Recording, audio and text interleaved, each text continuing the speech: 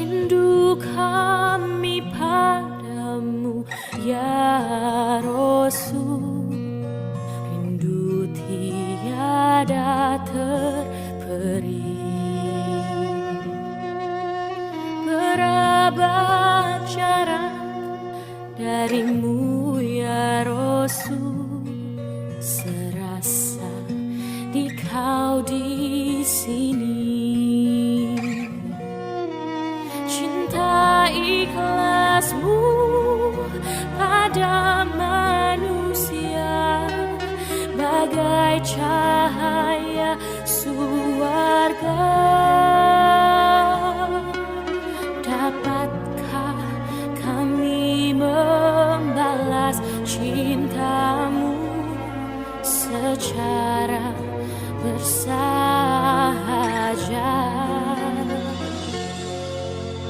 Rindu kami padamu ya Rasul, rindu tiada terperi.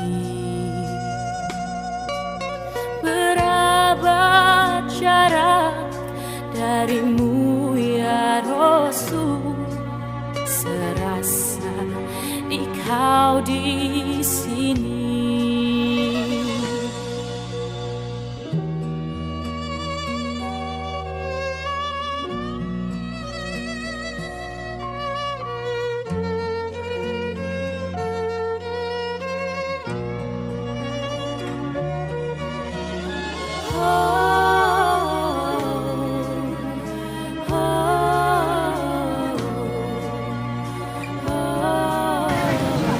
Alhamdulillah, alhamdulillahilladzi hadana li hada wa ma kunna linahtadiya laula an hadana Allah.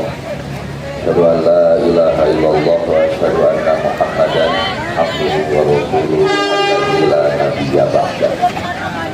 Rabbi shrah li sadri wa yassir li amri wahlul 'uqdatam min lisani yafqahu qawli. Hadirin wa rahmatullah, jamaah jihad Masjid Berprestasi Hadir yang sama-sama mengharap ridho dan bantuan Allah Subhanahu wa Ta'ala. Alhamdulillah, di pagi yang lumayan cukup dingin karena setelah diguyur hujan semalam, hari ini kita masih diberikan nikmat sehat dan nikmat iman sehingga kita bisa datang ke masjid ini, ke tempat ini untuk thalabul ilmi dan silaturahim. Mudah-mudahan segala pengorbanan dan langkah yang kita sudah lakukan sampai tiba di tempat ini itu menjadi amalan sholihan mutaqabbalan. Amin ya Allah ya rabbal alamin. Ikhwatu iman, sebelum membahas kepada tema yang sudah disiapkan, saya hanya ingin mengingatkan bahwa kita baru hampir 3 minggu sudah meninggalkan bulan Ramadan. Saat ini kita berada pada bulan Syawal. Syawal itu bulan keberapa dalam Hijriah? 9, 10, 11. Rata-rata kita tidak tahu itu dulu ya, karena tidak ada kaitannya dengan bayaran, ada bulanan. Jadi tahu bulan Hijriah itu Ramadan aja dan Zulhijjah begitu. Syawal itu adalah bulan ke-10 dalam tahun Hijriah atau tahun Umayyah. Syawal itu artinya, mohon maaf, kalau di bahasa Indonesia kan adalah bulan birahi. Adalah bulan birahi. Disebut bulan birahi karena pada bulan Syawal unta imbitnya itu naik.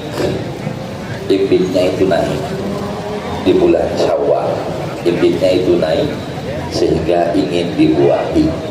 Disebutlah Syawal itu bulan birahi untuk unta dan binatang yang lain. Masa bergerak musim kawin untuk binatang itu adanya di bulan Syawal. Itulah yang membedakan antara manusia dengan binatang. Salah satunya, kalau binatang kawin itu ada musimnya, ya. Kalau manusia tidak ada musimnya. Geus kolot oge nya keureuh we gitu. Binatang itu ada waktunya. Kalau kita lihat binatang kan, binatang yang beger kata orang Sunda itu siap dibuahi, biasa ekornya tuh ke atas, ya itu nagoda jalur supaya datang. Oh itulah itu yang ada dalam binatang. Oleh karena itu karena Syawal itu identik dengan bulan birahi, masa kawinnya binatang, jadilah ada pemikiran bahwa mustahil atau ada keyakinan manusia tidak boleh mengikuti apa yang terjadi di binatang. Kenapa? Karena Syawal itu bulan bagianna onta, ulah diturutan ku jelema. Ya, jadi hal yang mustahil dilaksanakan untuk manusia nikah di bulan Syawal.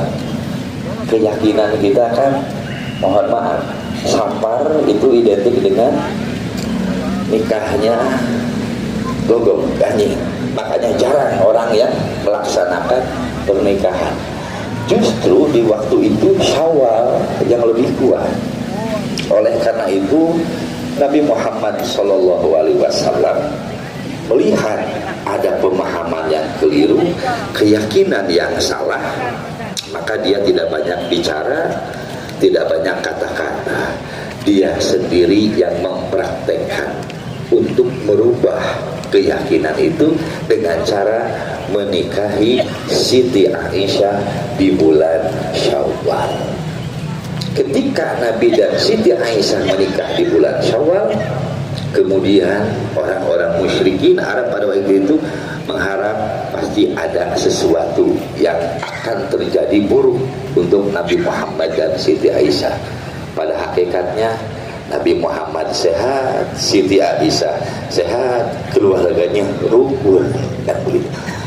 Seketika itulah kemudian sampai untuk kepada kita bahwa Syawal itu bulan nikahkeunnya dan begitu ya.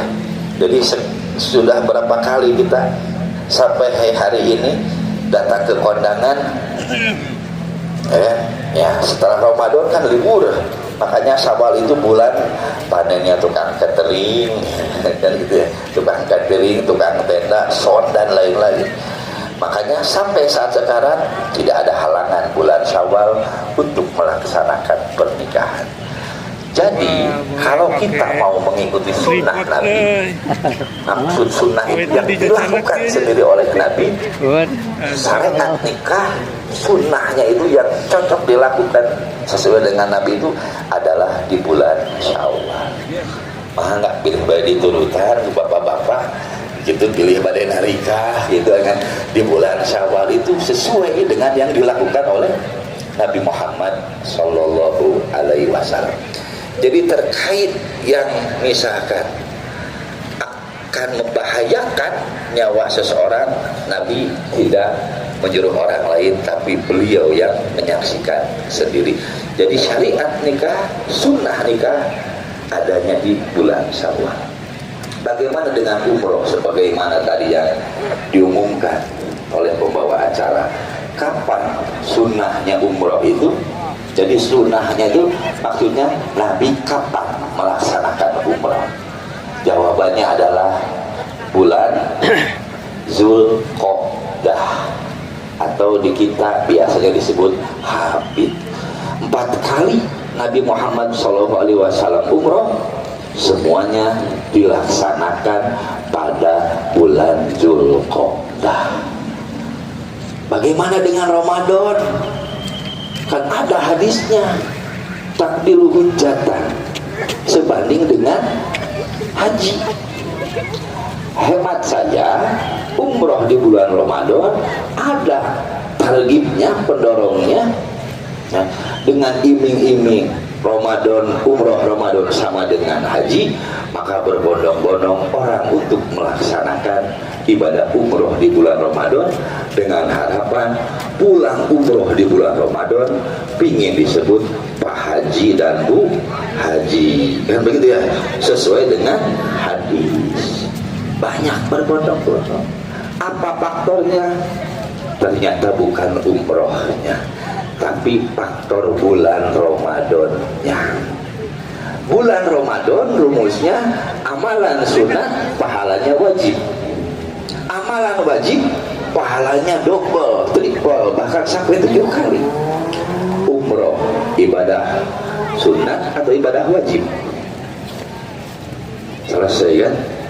Ya, umroh itu sunat, wajar kalau dapat pahala wajib. Yang wajib itu apa? Haji, wajar. Kita sholat sunat dapat pahalanya apa? Pahala sholat wajib.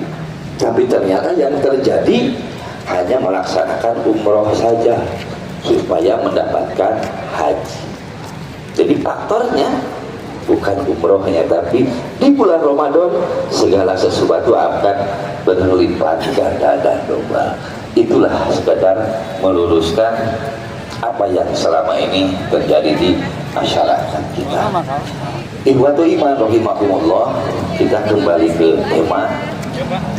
Ada 3 perkara yang senantiasa mengiringi manusia dimanapun manusia itu berada.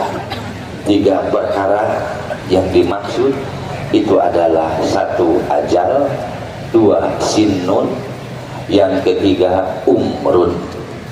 Yang pertama ajal, artinya ajal ya, itu. Yang kedua sinnun, sinnun, sinnun, saya artikan adalah usia. Yang ketiga adalah umrun. Nah, ini 3 perkara yang pasti akan mengiringi siapapun manusia yang hidup di alam dunia ini. Yang pertama itu adalah ajalun. Ajal artinya adalah batas, batas atau tenggat waktu. Itulah yang disebut dengan ajal. Dalam istilah bahasa Arab, likulli syai'in ajalun. Segala sesuatu itu ada batas dan ada waktunya. Itulah yang disebut dengan ajal. Ibarat kita, saya yakin yang hadir semua ke sini membawa handphone. Handphone bisa digunakan ketika baterai HP-nya terisi. Handphone bisa digunakan ketika baterai HP-nya penuh. Makanya yang was-was setiap hari dalam kehidupan kita, ketika di perjalanan dimanapun kita bawa HP, tapi HP-nya habis baterai, tidak bawa charger, panik, ya kan, panik, ya kan begitu. Makanya kebiasaan kita tiap pagi ngecas, kemudian kita jalan, rata-rata kan HP ada 4 ya setripnya kan, full 100%, ya full 100%. Ketika dipakai baterai HP akan tetap 4 atau berkurang? Dipakai jadi 3, 2, ya 1 sampai lebay gitu kan, gitu kan, sampai lebay, kemudian itu mati. Itulah ajal hakikatnya dalam baterai. Baik HP, nah ajalnya habis.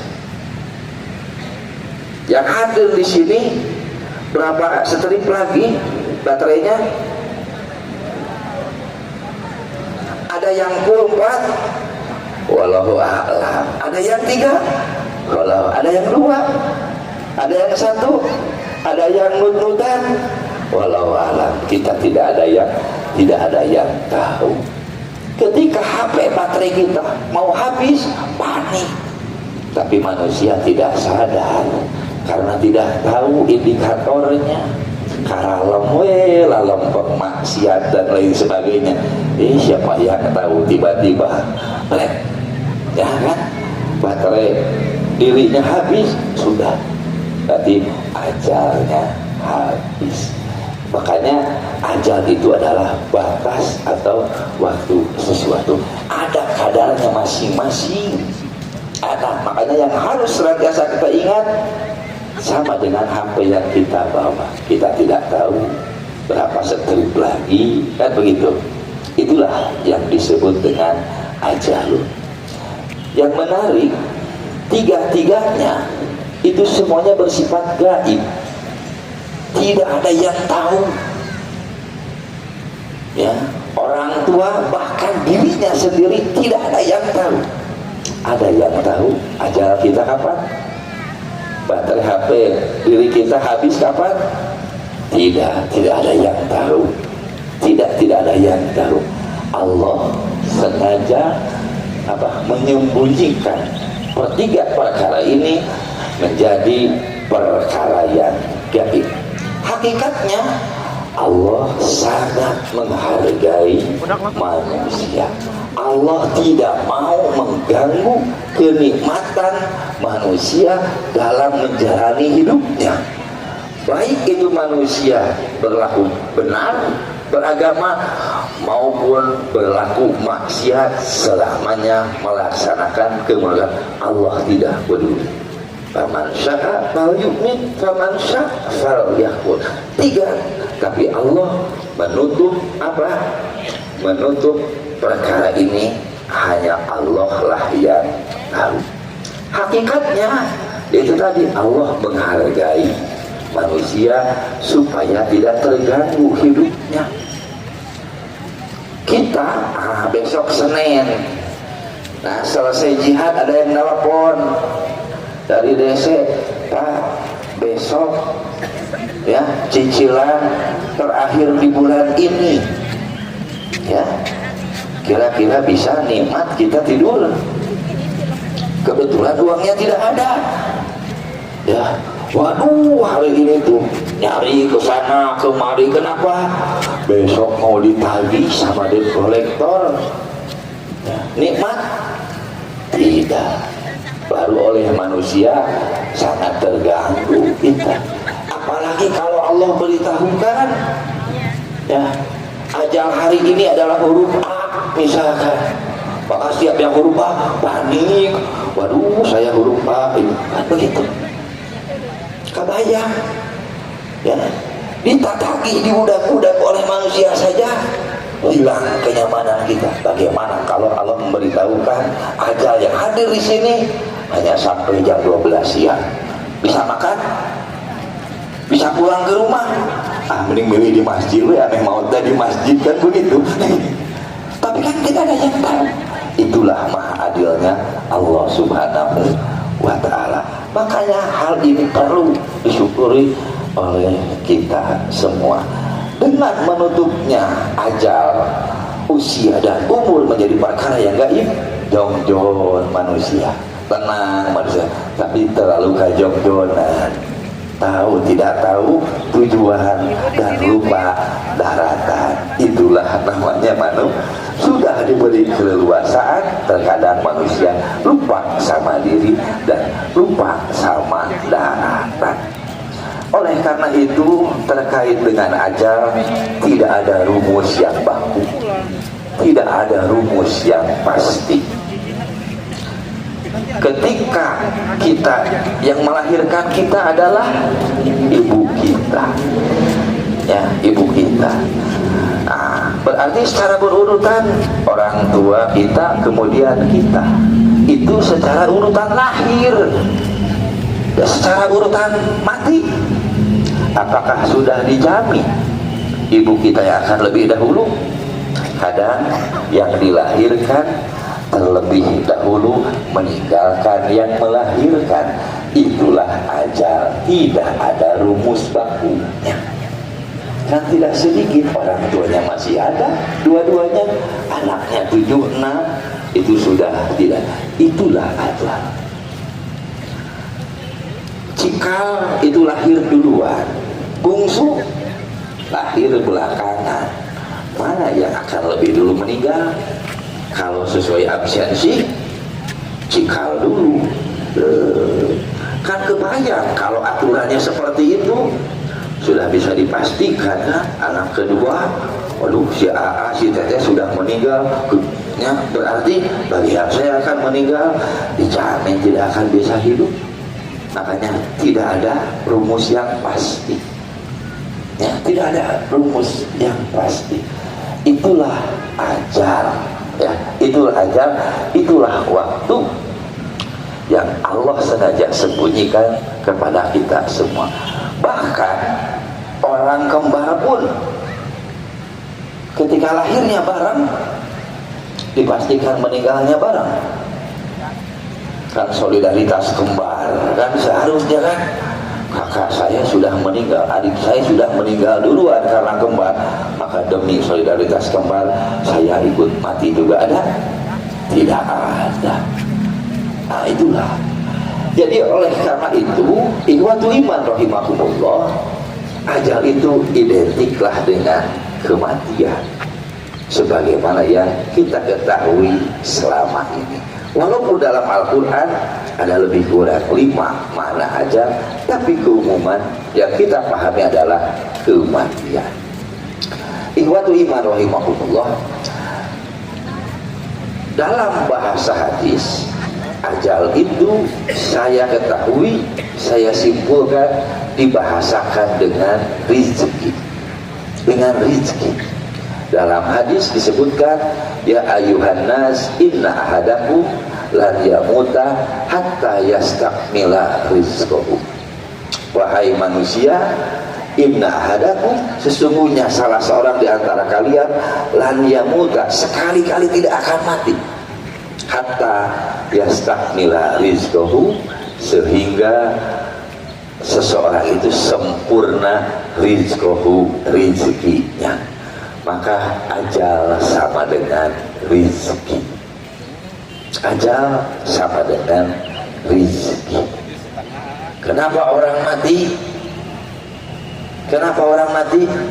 Hakikatnya rizkinya sudah habis. Kenapa HP tidak bisa digunakan? Baterainya habis. Kalau manusia, rizkinya sudah habis. Orang tua kita begitu luar biasa menerjemahkan kata rizki. Dikenallah 4 kata dalam terkait dengan rizki: jodoh, pati, bagja, cilaka. Itulah orang tua kita memahami kata rizki. Dan keempat-empatnya saya yakin itu semuanya gaib. Jodoh, siapa yang mengetahui jodohnya seseorang? Tidak. Siapa yang mengetahui kematian seseorang? Tidak ada. Kapan kita akan bahagia? Tidak ada. Kapan kita akan sengsara atau sedih, susah? Juga sama, tidak ada. Makanya simbol orang tua kita mengartikan rizki itu jodoh, pati, bagja, cilaka. Jodoh, pati, bagja, cilaka. Jadi ketika misalkan saya habis rezekinya ketika menyampaikan materi ini, berarti otomatis saya akan meninggal dunia. Saya jangan menjadikan contoh, dah bapak ibu belum tentu mau, ya kan begitu.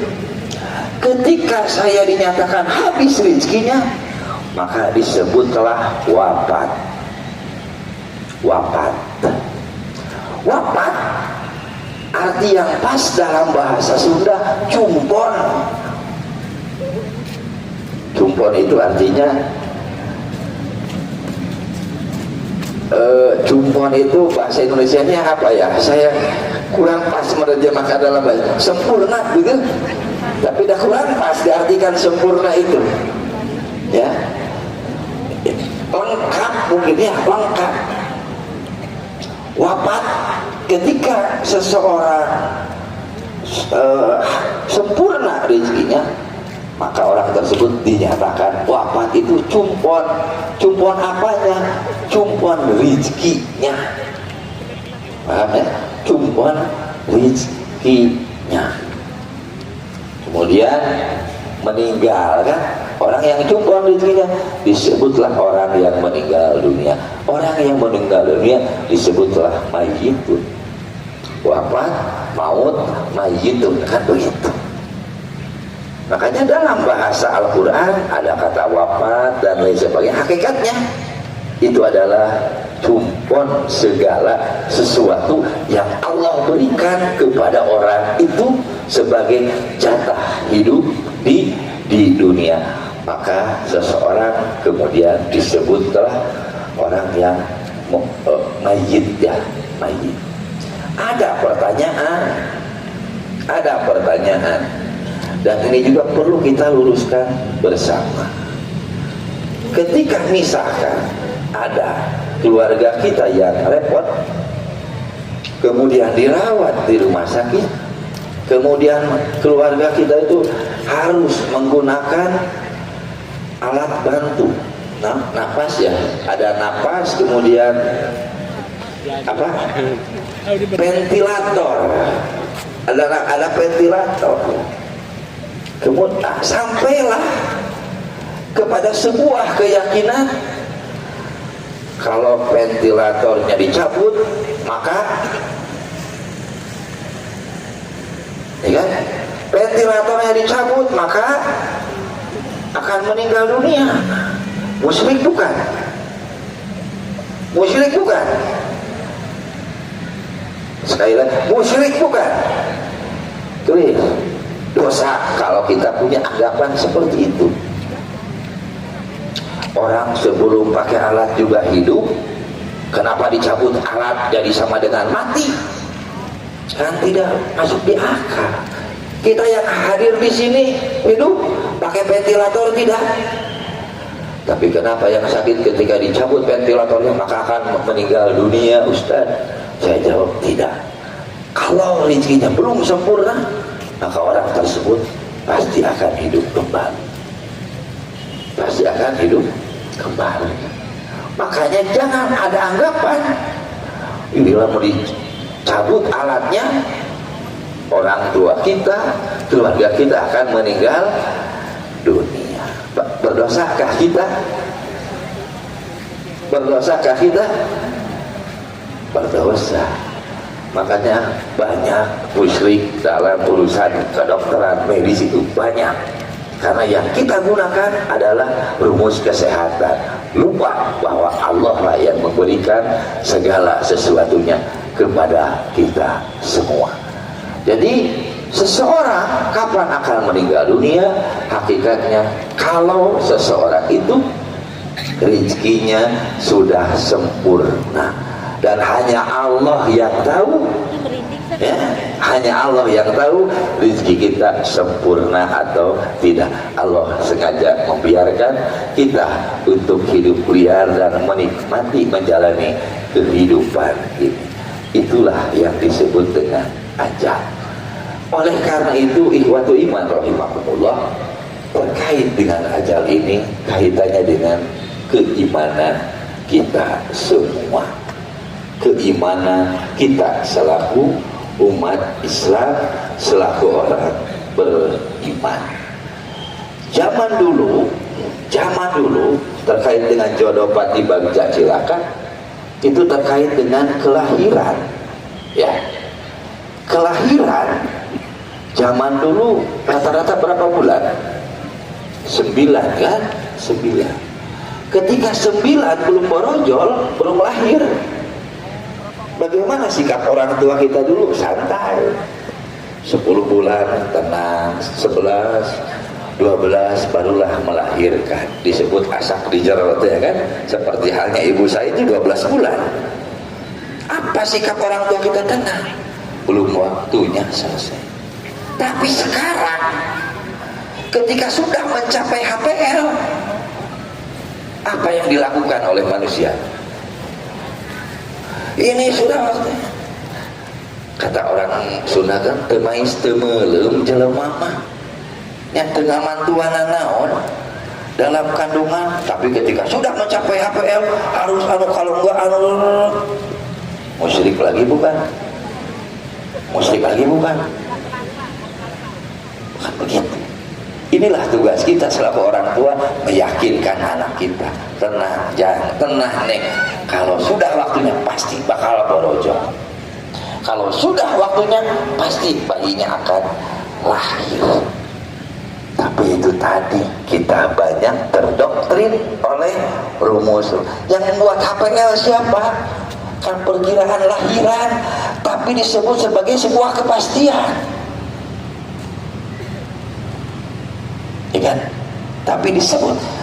Makanya dalam ajal terkait dengan manusia, satu ada ajal kaitannya dengan kematian, dan yang kedua ajal kaitannya dengan kelahiran kita yang ada di rahim. Al ajal bil rahmi. Itu yang saya pelajari ajal dalam Al-Quran. Makanya tenang saja. Makanya kan beda-beda orang dalam melahirkan. Tidak ada yang tahu. Tanya dokter kapan ini akan lahiran? Pastinya kapan? Tidak ada yang tahu. Tapi kenapa dokter yang tidak tahu justru kita jadikan sebuah kebenaran? Itulah yang saya sebut dengan musyrik di zaman modern, dan hukumnya haram alias berdosa. Ini perlu saya tegaskan dan luruskan, karena selama ini tidak berbanding lurus kita mengikuti pengajian dan dengan yang kita jalani dalam kehidupan keseharian di dalam kehidupan kita. Ngaji ke kanan, ya, menjalankan hidup ke kiri, jadi tidak ada titik temunya. Segala sesuatu sudah ada ajalnya masing-masing. Kapan cucu kita akan lahir sesuai dengan ajalnya. Karena ajal Allah yang tahu, maka serahkanlah kepada Allah. Selesai. Maka tidak ada yang stres. Zaman dulu ada yang disesar, ada yang disesar, yang kembar disesar, enggak. Tapi ternyata mereka lahir dengan selamat. Itu mungkin 40 tahun yang lalu, 50 tahun yang lalu, ketika belum maju dunia kedokteran. Tapi normal dan sekarang semakin modern, semakin banyak musyrik di era zaman sekarang, karena kita tidak menyesuaikan dengan tauhid kita masing-masing. Itu yang pertama adalah ajalun. Yang kedua adalah sinnun.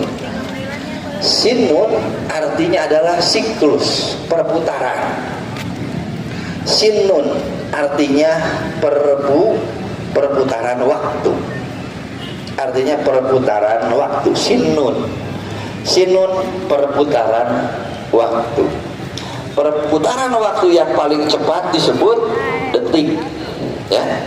Perputaran waktu yang setelah detik menit, terus jam, hari, minggu, bulan, tahun. Ketika perputaran waktu kembali lagi kepada hari kelahiran kita, disebutlah sanatun, yang disebut dengan tahun. Yang hadir di sini usianya berbeda-beda. Yang membedakan apa? Sudah berapa kali saya bertemu dengan hari lahir saya? Sudah berapa kali Bapak bertemu dengan hari lahir Bapak? Sudah berapa kali Ibu lahir bertemu dengan hari tanggal lahirnya Ibu? Itulah usia kita sesungguhnya. Makanya disebutlah berapa tahun kamsinuka, berapa umurnya? 50 tahun. Berarti hakikatnya sudah 50 kali orang tersebut bertemu dengan tanggal kelahiran, bukan hari, maaf, tanggal kelahiran. Begitu hakikatnya. Di kita tidak sedikit orang yang mengadakan ulang tahun. Kalau seseorang lahirnya 1 Januari 2010 akan terulang kembali 1 Januari 2010? Tidak. Ya, akan kembali? Tidak, karena tahunnya juga tidak cocok. Harusnya ulang tanggal.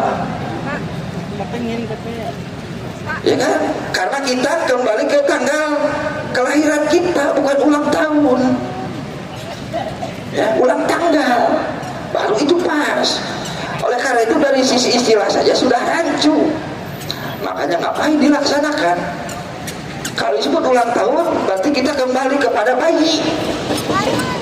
Kita lahir 1 Januari 2010, maka kita merayakannya pun pada tanggal 1 Januari 2010. Begitu kan? Ya, iya. Hakikatnya kan begitu. Ulang tahun. Ya, senantiasa kita rayakan ulang tanggal yang benar itu. Bukan ulang tahun. Ya, bukan ulang tahun. Makanya dinyanyikan panjang umurnya kan? Ya kan? Dalam hadis yang panjang umur itu usia berapa? 60 sampai 70 tahun. Disebut usia panjang umur itu antara 60 sampai 70 tahun. Jadi karena di doa anakku panjang umurnya kepada cucu dan anak kita, ya, sehingga kita menganggap anak kita sama dengan aki-aki dan ini, padahal budak teh ora kene geus disebut aki-aki jeung ini. Kan begitu logikanya. Maka yang terjadi penyakit orang tuanya nepak dah ke anak incuna. Makanya ciri zaman sekarang ketika masih muda penyakitnya sama seperti orang tuanya. Nah, sesuai dengan doa panjang umurnya, dah tarurun penyakit teh ke anak-anaknya. Nah, begitu. Itulah sinun. Yang menarik bagi saya, sinun itu dalam bahasa Arab disebut juga dengan gigi. Sinun dalam bahasa Arab disebut juga dengan gigi. Ya. Dalam arti Allah memberikan usia itu ada cirinya, ada tandanya, tanda alam yang tidak pernah berubah. Itu adalah gigi. Gigi. Nah, nanti Idul Adha kita akan menyembelih hewan kurban. Ada yang disebut dengan musinnah. Musinnah itu bukan sesuai usia, giginya gigi tangga, punglak. Kalau dalam istilah bahasa Sunda itu punglak, copot giginya. Makanya hewan itu layak untuk dijadikan hewan sembelihan. Sama halnya dengan manusia. Yang menjadi ciri seseorang itu dari apa? Dari gigi. Yang mengadakan bapak, ibu yang di usia tua dengan dulu apa? Gigi. Ya kan? Gigi. Dan itu tidak bisa dibohongi oleh alam. Kan ketika masih muda babara katakan kan, ketika sudah orang tua kan banyak ditutupan. Ya kan, karena ketahuan. Walaupun masih beres giginya, tetap saja ketika sudah tua oleh anak incunya dikasih sukrok. Cik yang si kira-kira itu cenah mereka papa itu cenah kan gitu. Malah giginya masih beres, tapi kemampuan giginya sudah tidak seperti muda lagi. Kenapa anak 0 tahun belum disebut usia? Karena itu belum ada giginya. Rata-rata tumbuh gigi itu kan 1 tahun. Ketika belum sampai kepada hari ulang tanggalnya, ya, kan itu anak kan belum ada giginya, maka belum disebut usia 1 tahun. Makanya ketika kita bayi, yang kita makan makan adalah yang lembek, yang padahal sudah banyak giginya, tapi tetap dalam makanan kita dijaga dan diatur. Ketika masih muda, apapun bisa kita makan. Kalau lihat dalam ayat Al-Quran yang lain, di antara tanda alam usia seseorang itu adalah, mohon maaf, dengan uban.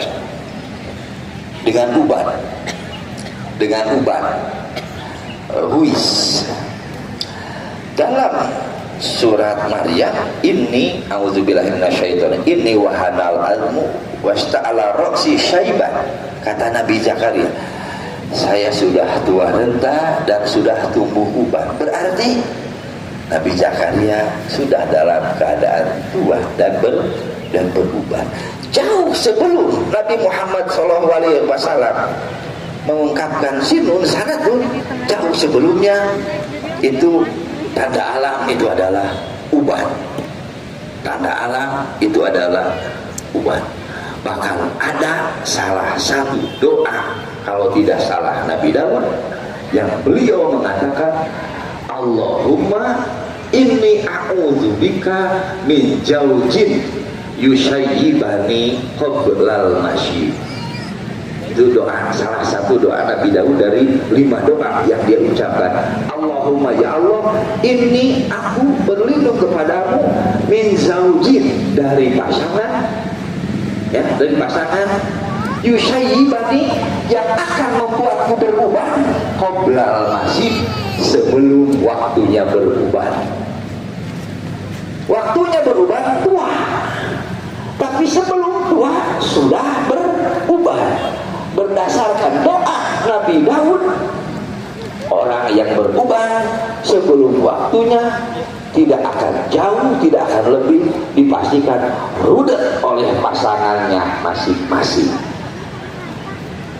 Itu doa Nabi Daud, bukan saya. Ya, doa Nabi Daud. Saya ketika mengkaji itu bingung, waduh, saya kan banyak ubannya. Nah, jangan-jangan istri saya yang membuat uban. Ya kan? Saya tanya, Bu, ini ayah ubanan, ya, bawa ibu ya, rudet, ya kan begitu, ya kan? Rudet.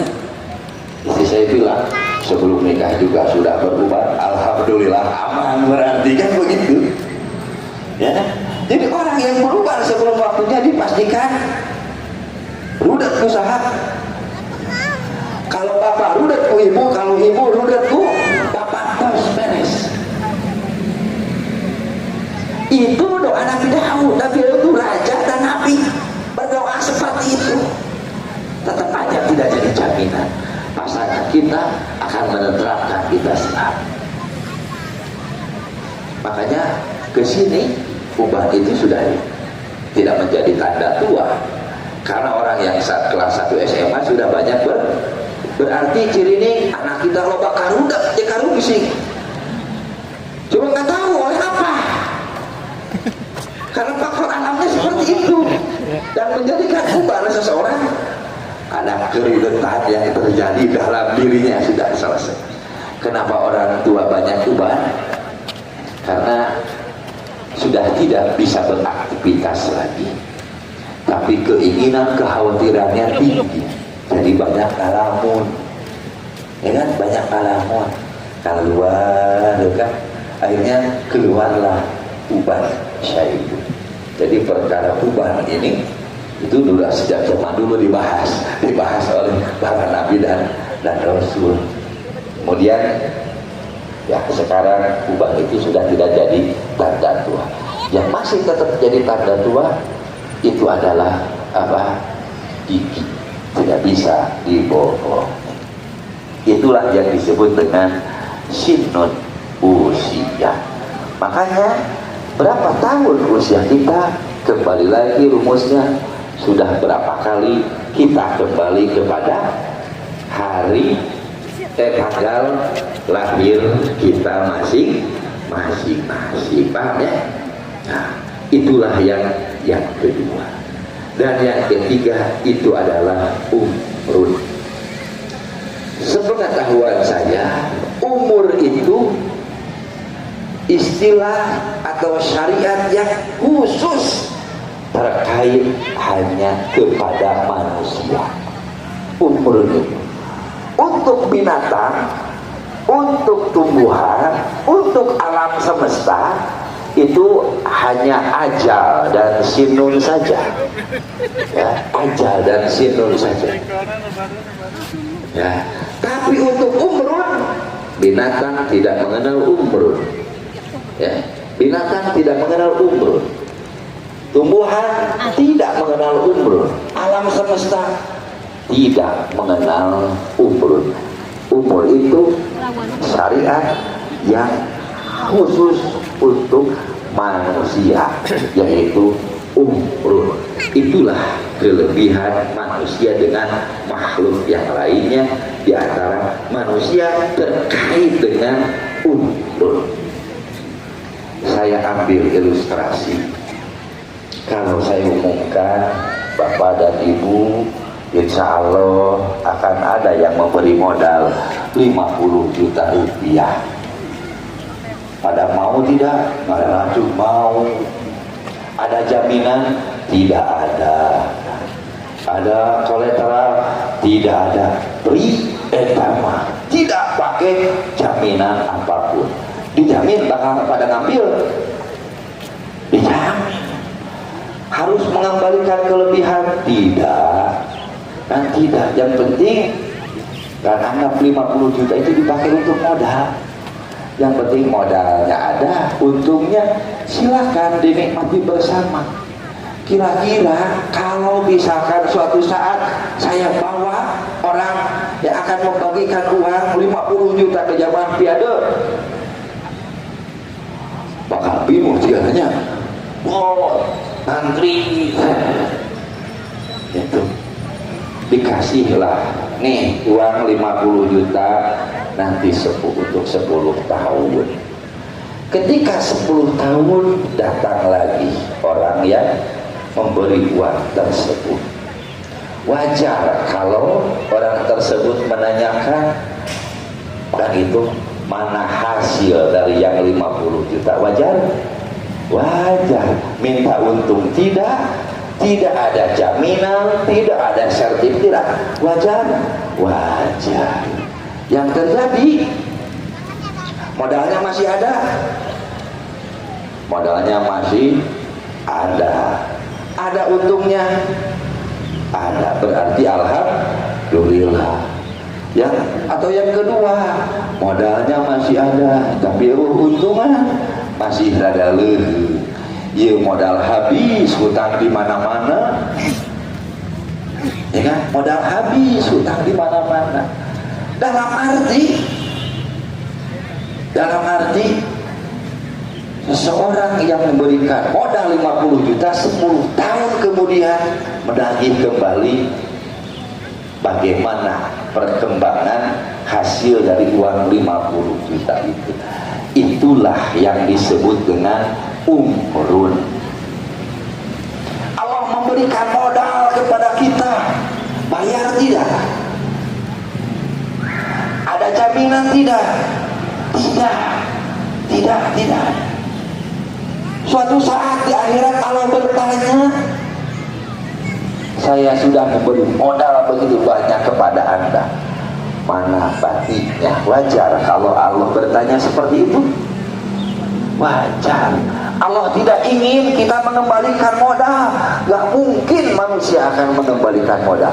Tapi ya Allah minta, apa hasil hidup Anda ketika saya kasih modal hidup, napas dan lain. Apa hasilnya?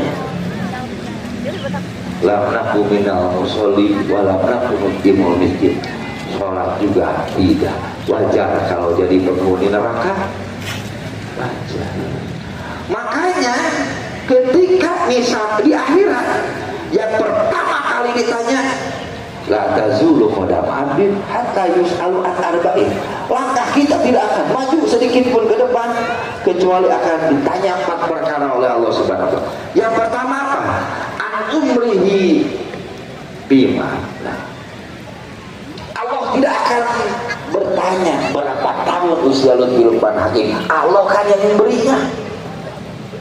dari usia yang saya berikan kepada Anda 50 tahun, apa hasil dari usia 50 tahun itu? Itulah yang disebut dengan umur. Itulah yang disebut dengan umur. Makanya umur maknanya adalah subur. Umur maknanya adalah subur. Ya, itu. Jadi ikhwatu iman rahimakumullah, ada salah seorang sahabat yang bisa menjadi perhatian kita ketika ada seorang sahabat yang baru hobinya perang, kemudian datang ke Nabi, ya Rasulullah, saya berperang atau masuk Islam dulu? Saya berperang atau masuk Islam dulu? Kata Nabi, asli masuk Islam kemudian berperang. Ternyata di medan perang orang tersebut menemui ajalnya, Para sahabat beranggapan bahwa orang tersebut ya siswa baru lah, santri baru, tidak ada kelebihan apapun. Tapi Nabi memberikan pandangan yang lain. Amila qalilan wa ujira katsiran. Amalnya sedikit tapi ganjarannya luar biasa besar, dan orang tersebut dinyatakan masuk surga. Anggaplah usia siapa Asrom, kalau dalam hadis yang lain Asrom itu anggaplah usianya 50 tahun. Berapa tahun umurnya? Berapa tahun umurnya? Hanya 1 hari. Asrom itu usianya 50 tahun, kemudian ikut perang dengan Nabi, dan dia meninggal dunia. Usianya 50 tahun, iya. Umurnya berapa tahun? Hanya 1 hari. Umur 1 hari bisa menyelamatkan masa depan Asrom di akhirat. Berarti umur itu sejauh mana kita hidup dalam ketaatan, sejauh mana kita hidup dalam melaksanakan ibadah kepada Allah Subhanahu wa taala. Di sini berapa usia kita, masing-masing bisa menjawab dengan pasti sesuai tanggal lahir kita.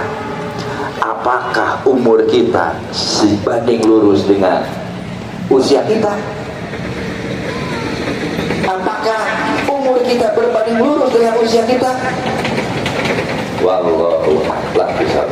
Itulah yang akan menyelamatkan masa depan kita nanti di akhirat, yaitu umrun.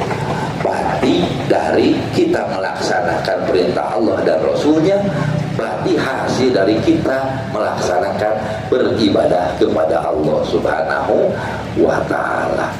Makanya lapan umur yang ada dalam Al-Quran, dalam Al-Hadis, hakikatnya Allah memberi ruang waktu yang luar biasa. Silahkan pergunakan usia kita masing-masing untuk melaksanakan ibadah, untuk melaksanakan ketaatan, untuk melaksanakan perintah Allah dan Rasulnya. Makanya tugas kita sekarang adalah mengkonversi usia kita menjadi umur kita. Umur kita lah yang akan menyelamatkan.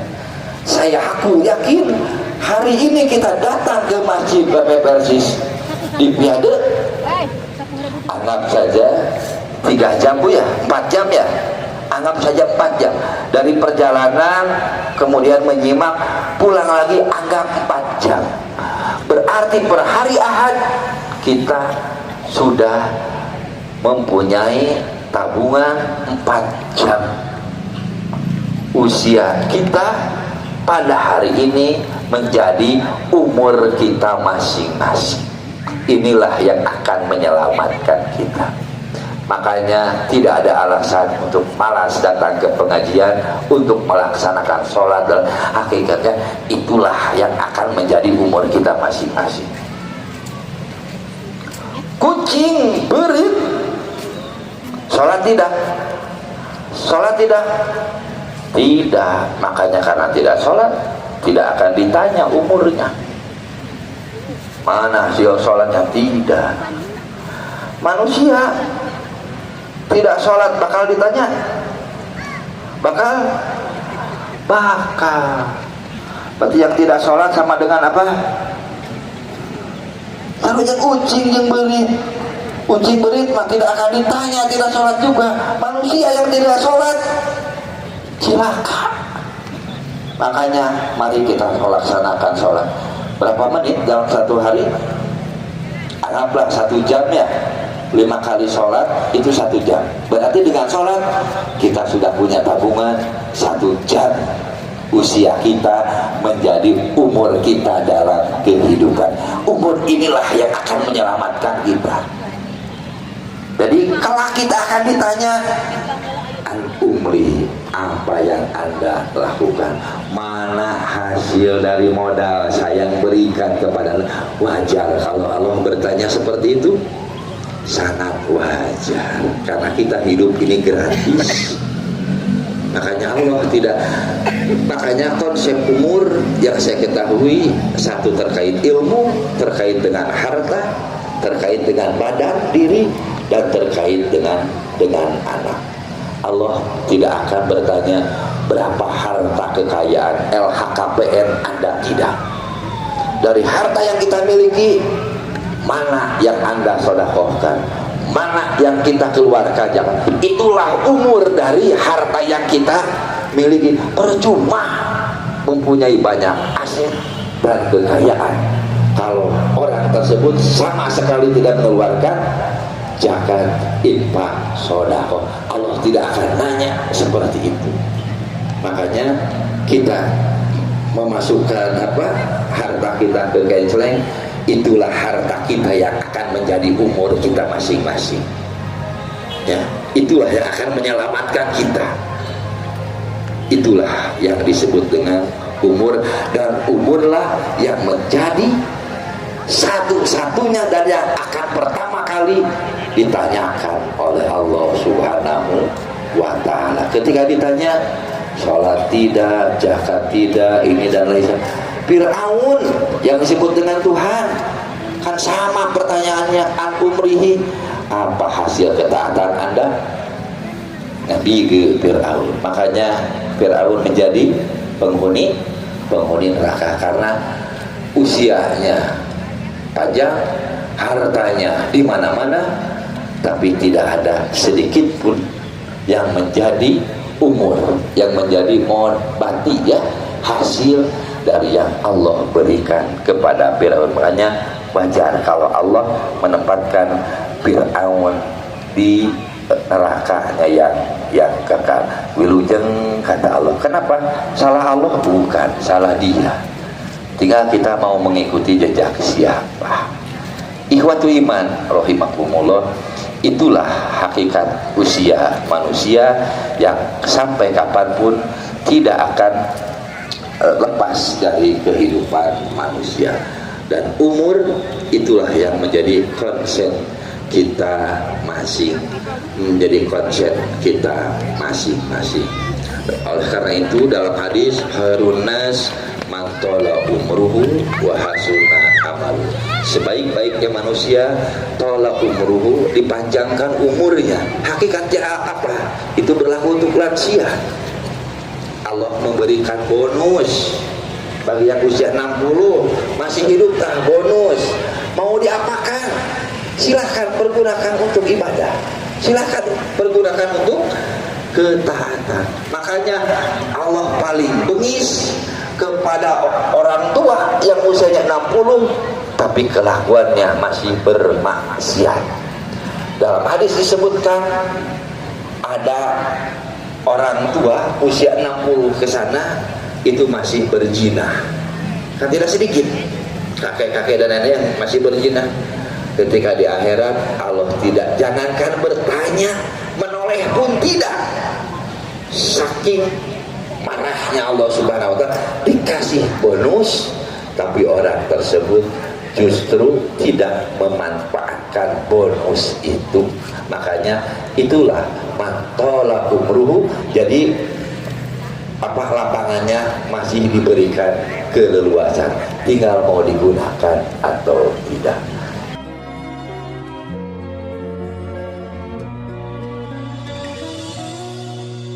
Rindu kami padamu ya Rasul, rindu tiada terperi. Berabad jarak darimu ya Rasul, serasa di kau di sini.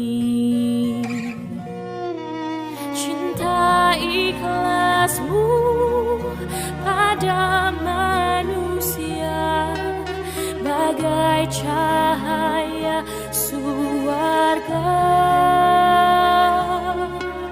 Dapatkah kami membalas cintamu secara bersahaja?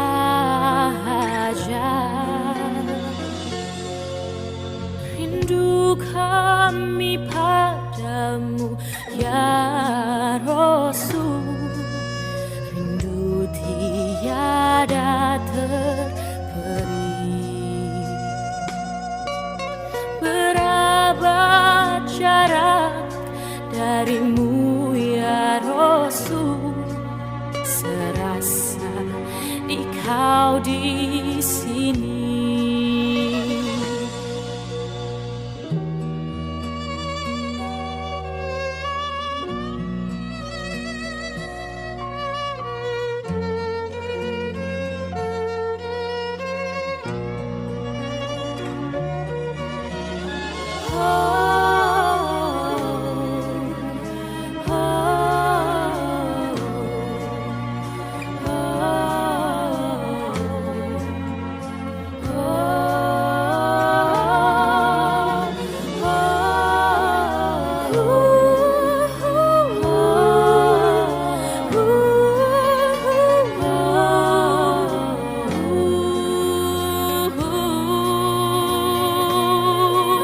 Cinta ikhlasmu pada manusia bagai cahaya surga. Dapatkah kami membalas cintamu secara bersahaja?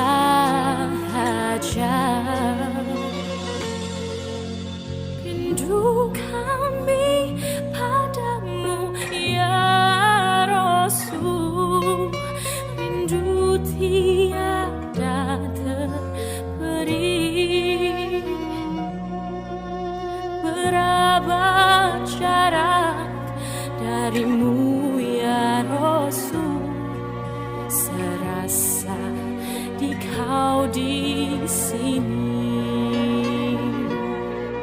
Serasa di kau di sini.